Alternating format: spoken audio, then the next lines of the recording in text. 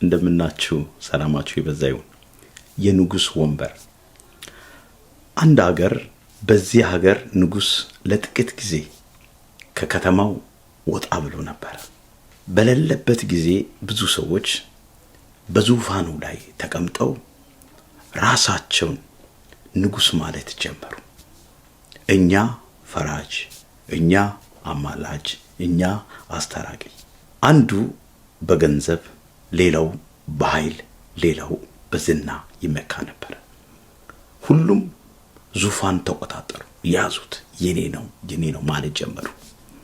ከጥቂት ጊዜ በኋላ ግን እውነተኛው ንጉስ ተመለሰ ወደ ስፍራ ወደ ቦታ።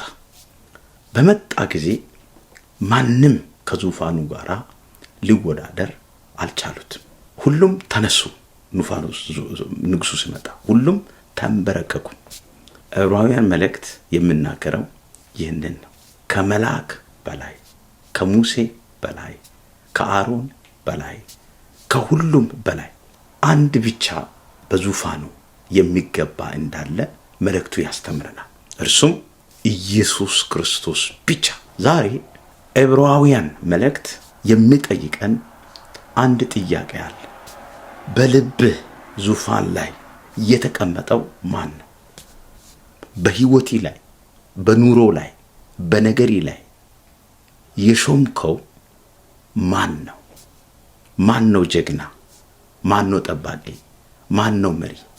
ስለዚህ ዕብራውያን መልእክት የማይታወቅ ምስጢር ለምን ኢየሱስ ከሁሉ ይበልጣል የሚለውን ኢንትሮዳክሽን ዛሬ ዕብራውያን መልእክት ይዤ መጥቻለሁ። ዛሬ የምነግራችሁ ነገር አንዳንዶችን ሊያስደንቅ ይችላል። አንዳንዶችን እንደዚህ ነው ወይ ልትሉ ነው።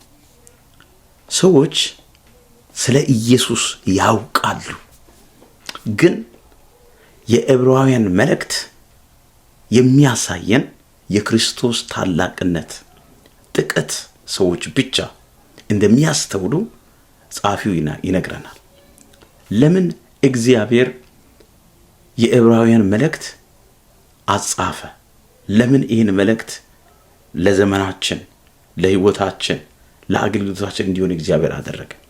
ለምን ከመጀመሪያው ምዕራፍ ጀምሮ ኢየሱስ ከሁሉ ይበልጣል እየተባለ በእያንዳንዱ ፔጅ ላይ ኢየሱስ ከሁሉ ይበልጣል ዕብራውያን ላይ?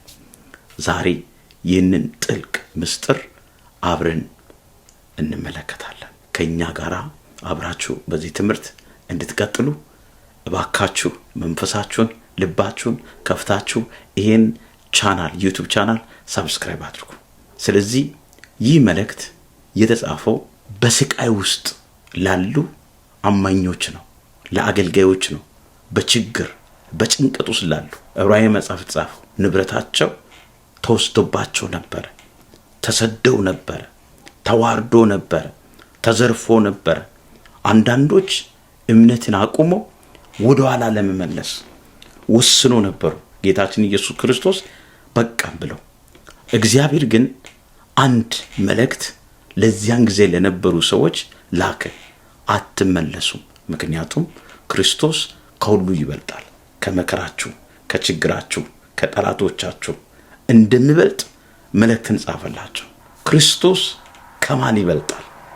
ከመልአክ፣ ከሙሴ፣ ከኢያሱ፣ ከአሮን፣ ከቤተ መቅደስ ስርዓት፣ ከሃይማኖት ስርዓት፣ ከዚህ ዓለም ስርዓት ኢየሱስ ይበልጣል።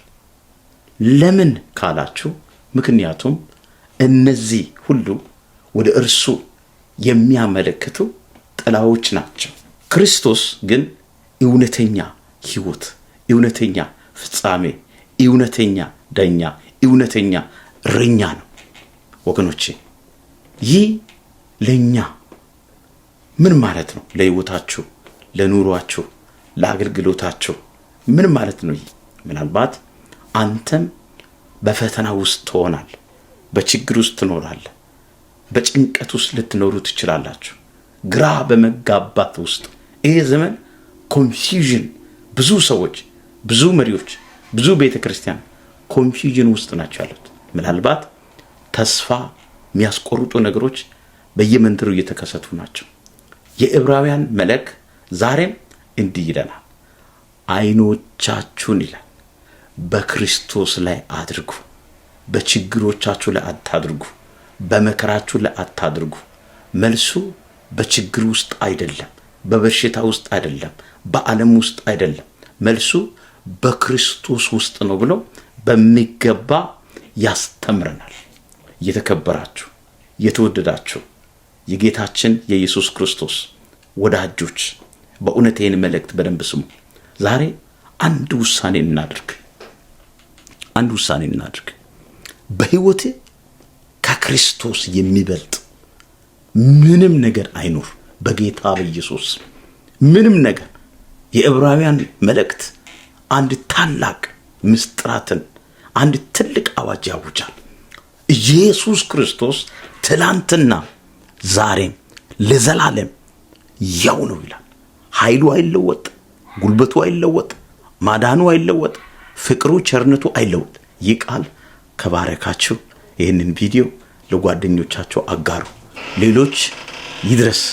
በቀጣዩ ክፍል ደግሞ በሌላ ክፍል እስክንገናኝ ድረስ መልካም ቆይታ። ወዳችኋለሁ። ይህ ትምህርት ልባችሁን መንፈሳችሁን ከነካ ፕሊስ ሼር አድርጉ።